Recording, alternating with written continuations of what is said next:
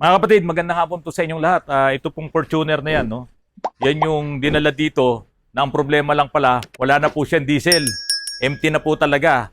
Kaya lang, yung kanyang gauge ay meron pang 1/4 na laman. No? So may problema yung ano po nito, yung floater. Hindi pa lang namin naibaba yung tangke kasi nga po ang may-ari nito ay nasa ibang bansa pa. Kailangan na malaman muna niya yung mga gagawin namin bago namin ibaba yung tangke. Ito po yung dapat ipapatest ko na sa central yung kanyang high pressure pump, pati yung kanyang mga injectors kasi nga po ay hindi po nagbubuga ng diesel yung high pressure pump. Pero tinanong ko siya baka mamaya wala lang itong diesel.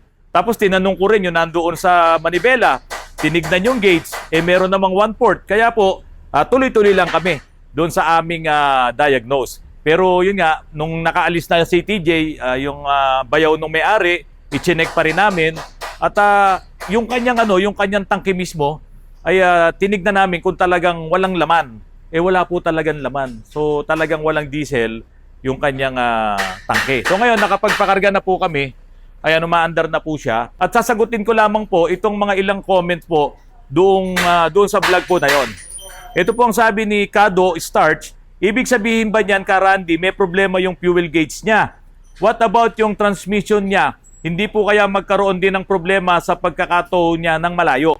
So hindi po yung fuel gauge ang malamang na may problema.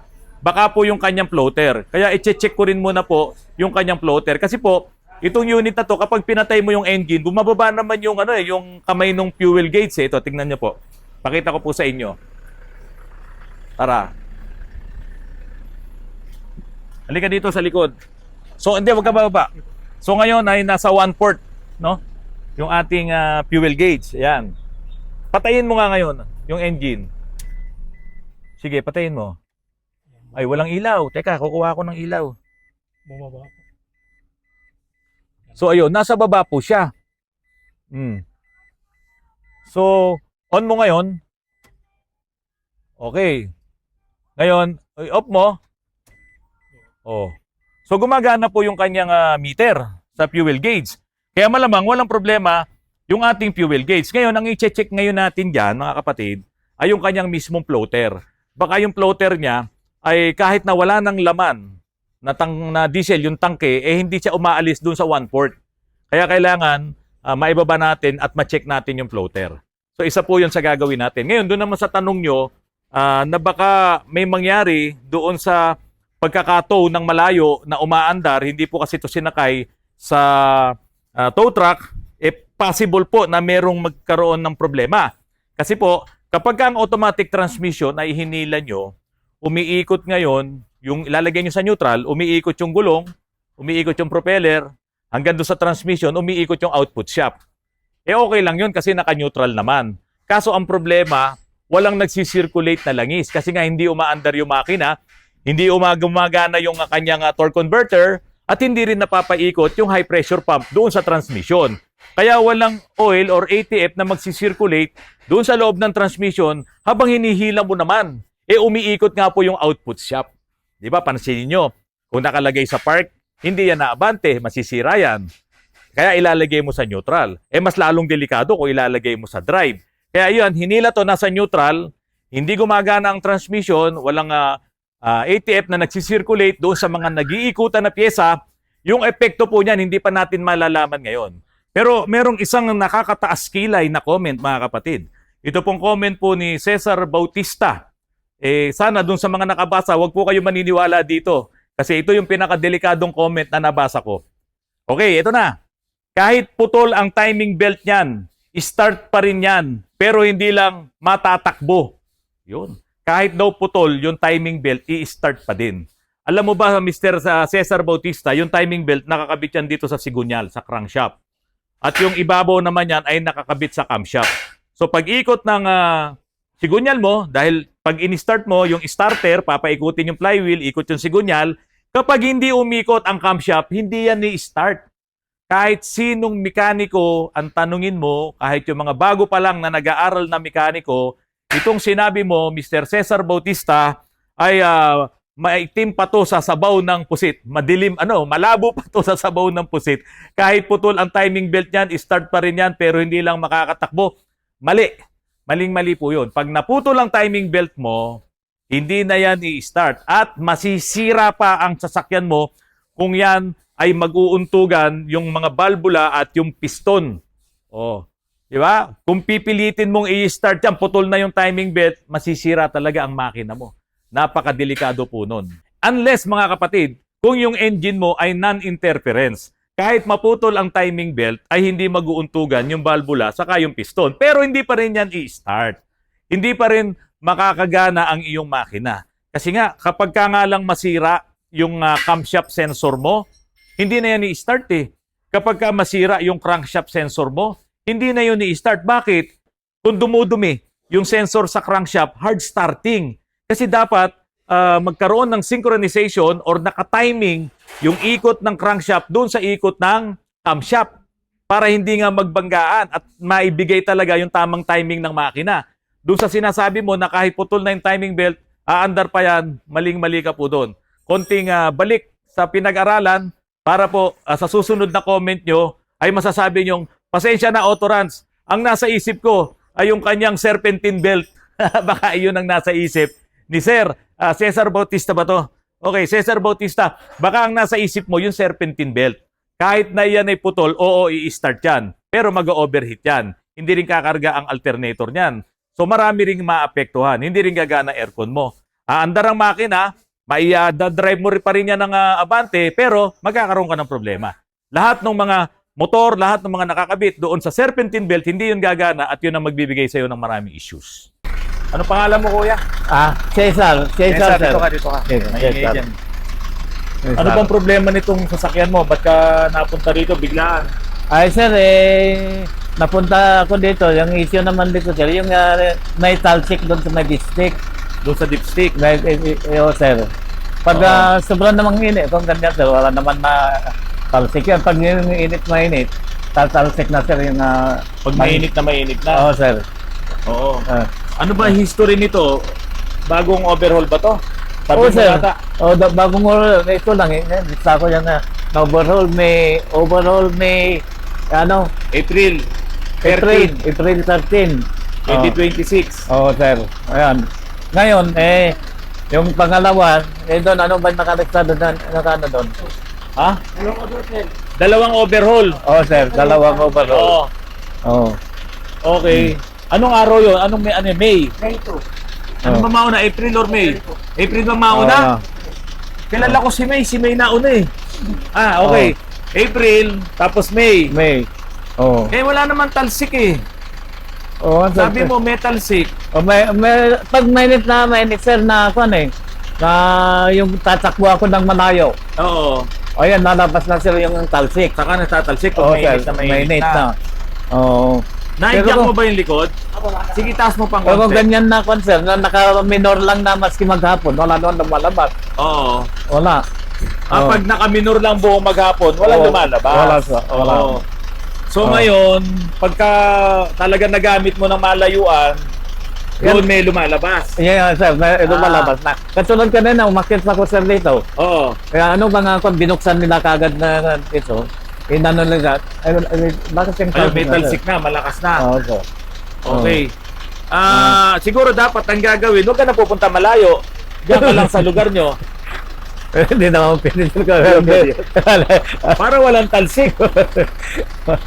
Naku, ano ba tong sasakyan mo na to? Nakadalawang overhaul. Kaya nga. Pero bakit ngayon walang talsik? Wala eh.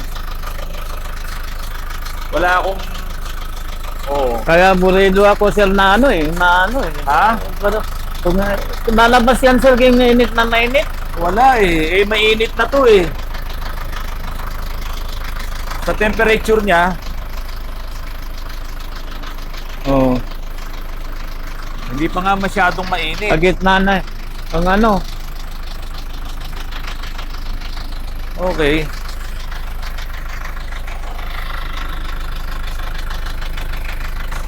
Wala naman eh. Wala eh. Kanina, nandun ka kanina? Yung tinaas niya? Oo. So kanina, may talsik kanina. Oo, sir. Nakita mo talaga may talsik. Ano ka, Jun? Oo. Paano yan? Wala. Bigyan mo nga ako ng background. Ano bang ginawa dito? Ang ginawa sir yan, pinalitan ng liner, yung liner. Dito tayo para hindi Oo. maingay. Ano pa? Lahat sir na overhaul yan, palitan ng yung bearing sa may Oo. connecting na bearing, mga flash washer, lahat sir na palitan. Okay. Ngayon, magpalit pa yung magpalit na yung liner na una, tapos inassemble nila ulit sir. Oo, Ron, Eh. patayin mo nga muna, Ron. Patayin mo. Oh, inassemble nila ulit sir. Ngayon, Oo. liner na binili ko naman, sabi niya, local replacement, sabi niya Local sir. replacement. Oo sir, sabi niya, papalitan natin. Kaya binalik ko sa kanya sir, kasi Okay, may oo. mausok na may usok daw sa Opo. lakad ng langis. Yung unang overhaul mausok. Una, mausok na, yung pangalawa, dinalaw yung mausok na sir. Ngayon, sabi niya, papalitan natin ng mga liner ulit. Liner, oo. Ayun na sir, bumili ako ng liner. Pumunta na ako sa Balawi. Bumili ng liner, piston ring, at saka yung cylinder ring gasket. Okay. Ayun na nga doon sa mismo kay Waldo. So Oo. ito ngayon, ito na yon yung pangalawang Ay, ito na overhaul. sir. Ano ngayon ang problema? Bakit? Ayun lang nga sir yung problema ko, yung talsik. May talsik, wala naman talsik. Oo Hindi kaya nga eh. minumulto ka lang. Ewan ko lang sir. Ha? Pero sabi mo, sinusukat mo yung langis mo. Oo, Marami. parang dampas sa doon sa may Lampas. dalawang sir. Ito Pangalawang kasi yung Oo. dipstick dito Saan na, lampas? dito sir na dito na. Dito. Nandito na. Oo. Nandito. Nandito na raw. Ito yung pangalawang butas. Nandito na yung langis nyo. Oo, pag sinukat ko sir na kan. Ito lang, kailan lang. Oo, ito lang sir. Bakit? Sakto naman Oo. Sakto naman. Sukatin mo nga yan. Pinatay mo na. Baka yung mainit na mainit pa sir, hindi ba bumaba yung mga langit gano'n? Hindi po kasi malinaw pa nga yung langis mo Sinukat ko, hindi pa nga umiitim Kasi nga Oo. bagong overhaul, di ba? Oo nga sir. Oo. Malinaw naman nasaan? Kulang dalawa po. Yan, nandito pa nga Ganda na, oh. Kasi nga nasa itaas pa yan. Ngayon, ang ginawa ko dito mga kapatid, kasi kanina nakapark doon sa may bangketa, medyo nakasubsob. Yung ginawa ko kanina, pinadyak ko yung gulong sa likod para sumubsob na ganon. Baka kasi mamaya, yun nga langis, pumupunta dito lahat sa harap, kaya itinatalsik niya. Pero hindi naman wala namang ganong pangyayari. At magsukat ulit ako ng langis ngayon. Ayan halos nandun na sa pangalawang butas. Kaya lang, ang sinasabi ni Sir, sobra daw ang langis nito. Wala naman ako makitang sobrang langis. Ay, yung kung malamig na sir, sinusukat ko, yan, mataas naman yung Yan sakto naman langis mo Oo. Bakit basang-basa ng langis to? Kanina nga sir, yung talsik niya kanina, yung pagbukat niya. Tumalsik na. Oo, tumalsik na. Okay. So ngayon, nasaan yung resibo nyo kanina? Na ano? Pakita na lang. Bigyan natin ng tuldok itong yung agam-agam ni Sir. No? Talagang ang naging issue sa inyo, sobra kayo sa langis. Sobra yung inilagay na langis. Sir. Ilang beses nyong ginagawa yan na metal sick? Ilang beses na? Mga kwanza, tuwing magpunta ako doon sa kwanza, sa Veterans Hospital. Oo. Puntang Kamaginaldo. Oo. Ayan, pag Sundalo kasi si Sir Oo Okay. nga. Bumalik na ako, Check nyo. test ko, Tapos may tatalsik. may tatalsik. Ibig sabihin may tatapon. Oo, sir. May tatapon, may tatalsik. Oo, sir. Kasi Oo. naman mga kapatid, ang Oo. inilagay na langis dito, 6 na litro. 4 na litro lang po ito Itong makina na yan, ang inilagay po dyan, 6 liters, Delo Gold, 6 liters. 1,250. Yun ang Oo. nilagay. Tama ba to? Na 6 na litro nilagay Oo. nila?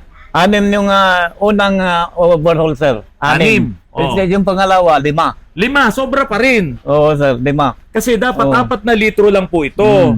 So ngayon siguro, ang nangyari, naibuga niya na lahat. Yung kaninang malakas dyan, naibuga Oo. niya na, namantay na ngayon to. Yung kaninang tumapon, ibinuga niya yung mga sobra-sobra. Kaya ngayon, wala na tayong makuha. Wala na tayong makitang bumubuga na itinatalsik niya. Kasi pantay na po sinusukat natin ngayon, pantay. Sa pangaron, sukatin mo ulit. Kasi kung Ha? sobrang init na sir, yan, lalabas na yung talsik. Hindi po kasi sakto naman to eh. Ngayon, matagal na rin nating napaandar, wala naman talsik. Ngayon, ang gagawin natin pagkasukat nito, paandarin nyo, tapos bumili kayo ng McDo kasi may mga kasama kayo rito eh. Oh. Magmeriendahin mo ha. Sino ba yung kasama nyo? Ito si anak ko sa kaya misis ko. Oo. Sino yung mga kasama nyo? Kayo lang ba mag-ama? Hindi, yung misis ko pa. Misis nyo, sino pa? Yung kasama yung katulong-katulong na doon sa bahay. So, ang gagawin nyo ngayon, isara mo na yung baba mo na ulit doon. Mag-ikot kayo, pumunta kayo sa McDo, bumili kayo merienda para may pamamerienda kayo dito sa mga kasama nyo. Huwag nyo na ako isasama ha. Sa merienda, yun na lang mga tauhan ko isama nyo. Mas okay ba yun? Hindi, biro lang. Sige, i-road test nyo muna, painitin nyo ng painitin para lang masatisfy ko kayo dun sa sinasabi nyo pag mainit na metal sick. Pero ngayon mga kapatid, sa nakikita ko, pantay na po yung yung oil niya kasi nga 5 litro pala kinarga rito. Siguro tumapon na ng tumapon, bawat testing mo, bawat check mo tumatapon. Ngayon namantay na pagdating dito. So ganun, ilabas nyo muna to. Ikot-ikot muna kayo hanggang sa uminit. Pag yung temperature nando na sa gitna, balik kayo rito, i-check natin. A few moments later. Hindi ako mapalagay kung ganyan. Wala naman talsik eh. Pero may times na meron talsik. Ganito na lang gawin mo. Kanina sir, bukas na kanina. Oo. Ganito na lang gawin mo. Ito kasi bagong overhaul. Gamitin mo para ma-break in siya. Magpalapat ka muna ng piston ring. Baka may times na talagang bumibitaw siya, kailangan magpalapat ka. Yung settings siguro nito, hindi katulad ng settings ng machine shop namin. Sa may pagkakataon na metal sick, ngayon wala naman. Kanina wala naman. Tapos ngayon wala na naman. Bubukas niya ka eh. Wala eh. O yan, ano yung kulit Wala Wala. Revolusyon ng sir. Wala. Wala So gano'n na lang Kuya Cesar ba? Cesar sir. Cesar, Kuya Cesar, gano'n na lang. Kilala mo ba si Kuya Cesar? Yung sa TV, sa radyo. Kilala mo ba yun? Julius Cesar. Hindi, iba yun si Kuya Cesar. Yung gamitin mo kasi. Magpa-overall ka, gamitin mo. Pag umuwi ka ng Ilocos Sur, okay naman yan kasi wala naman talsik. Magpalapat ka muna ng kasukasuan, sabi nga natin. Pero yun ako na sir sa pagtaas ko yung desk stick na yan. Tatalsik na Hindi kasi nga, sabi ko nga sa'yo kanina, noong una, sobra langis mo. 5 litro nilagay. Ngayon namantay na yan. I-check mo na lang pag uwi mo sa bahay, pag naipahinga mo na ng 1 oras sa pantay na kalsada, i-check mo yung langis mo. Ngayon, pagka sobra pa rin, saka ka bumalik sa akin. Baka yung injection pump mo may problema. Baka nasira yung oil seal. Ngayon kasi sakto na langis mo. Pagdating mo sa bahay at sobra-sobra yan, Hindi. lalamunan ko, posible na yung injection pump mo tumatagas ang diesel. Ngayon, kung pantay naman, wala nang problema, gamitin mo lang ng gamitin. Ha? Normally. Wala nang may issue eh. Kung talaga lang gusto mong gumastos, pangatlong overall sa akin. Si April, si May, ano ngayon? Si Augusto na. Si April, May at si August. Normally, wala tayong makikitang issue eh. Hindi naman ako katulad nung iba na gagawan ko ng issue yan eh. Kaya nga sir. Di ba?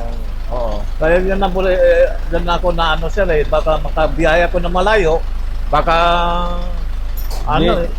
Hindi naman, sa Isuzu 4JA1, hindi siya ganun ka, matibay yan. Pero dapat, obserbahan mo, kasi bagong overhaul to. Gamitin mo lang ng gamitin, ha? Naku, yan, mga kapatid, yung pong customer po natin na yun, subscriber ko po, napanood niya kasi yung vlog ko po kahapon na yung tungkol doon sa 3 blow-by, na 3 klase ng blow-by, yung may mga talsik doon sa suksukan ng dipstick. Pero nung ipinakita niya nga sa akin, yung resibo, nung doon sa pinagpagawaan niya dati, nakita ko bakit 6 na litro ng langis yung nakasulat doon sa resibo. Sabi nga po, 6 na litro nga daw po yung inilagay na langis nung unang gumawa. Kaya pala siguro to, nagkaroon ng 2 overhaul. Kasi doon sa unang overhaul, 6 na litro nilagay na langis. Nagtalsikan talaga yun. suka pa nga yun. Sumusuka ng langis yun dahil sobra-sobra doon sa oil pan. Ngayon, inulit nila ang overhaul. Tapos, ang ikinarga naman 5 litro. Ganun pa rin ang problema. Kaya pala ito, na 2 overhaul. Si April, saka si May. Yun yung 2 overhaul niya. Ang resulta, yung mekaniko nito, talagang walang alam.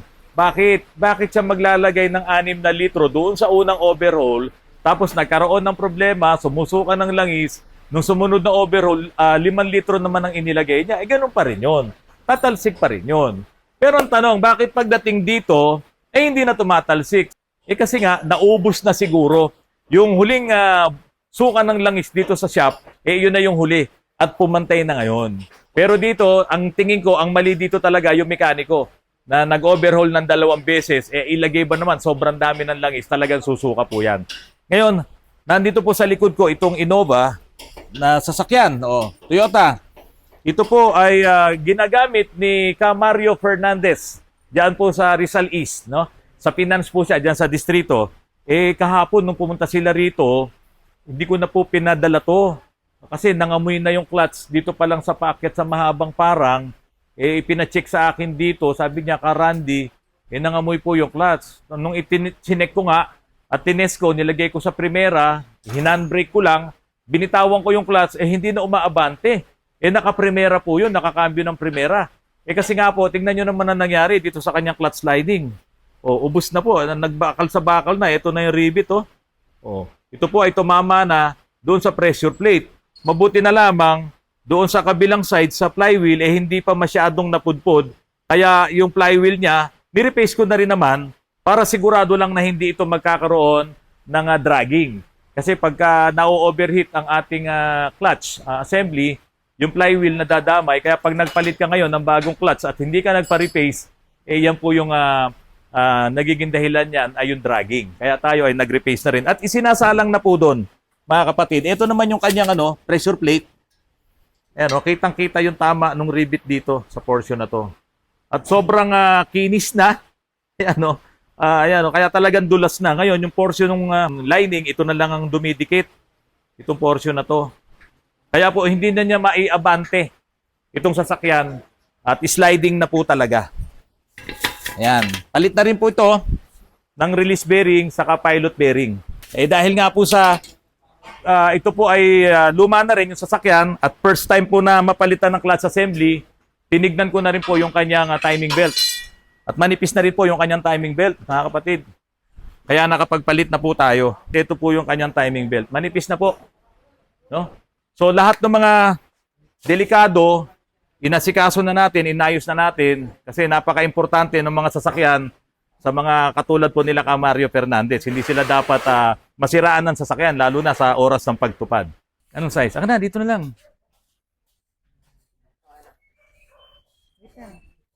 Air Max, mga kapatid, Air Max. Galing to sa USA. Ano pa itong binigay sa'yo? Jergens Lotion. Ayan, bigay sa asawa ko. Ito bigay sa akin. Kuya Ditz De Leon, salamat po sa'yo. Si Kuya Ditz ay nasa Los Angeles, USA. Ipinagawa niya po sa akin yung kanyang Montero. Hanggang ngayon, nandito pa sa amin yung kanyang Montero, pati yung kanyang Honda Civic na ibinigay niya naman sa akin, yung Honda Civic na inaayos ko po, na gagawin nating EV. So, bigay sa akin ni Kuya Ditz De Leon to. Maraming salamat. At ito, sigurado, original talaga to. Kasi, ang nagbigay nito galing ng US of A, no? United States of America. Jergens Original Cherry Almond. Saan mo ba ito pinupunas? Sa kamay lang? Dapat pati sa leeg. Kasi yun ang... Hawakan mo na yan. Kuya Ditz De Leon, maraming salamat. Air Max. Naku, mapipilitan akong sumama ngayon sa laro nila Ala, sa basketball. Makakapaglaro na pong muli. Ay, running shoes pala to. Tatakbo na lang ako. Kapag kagalit yung misis ko, ito gagamitin ko. Kuya Ditz, maraming salamat.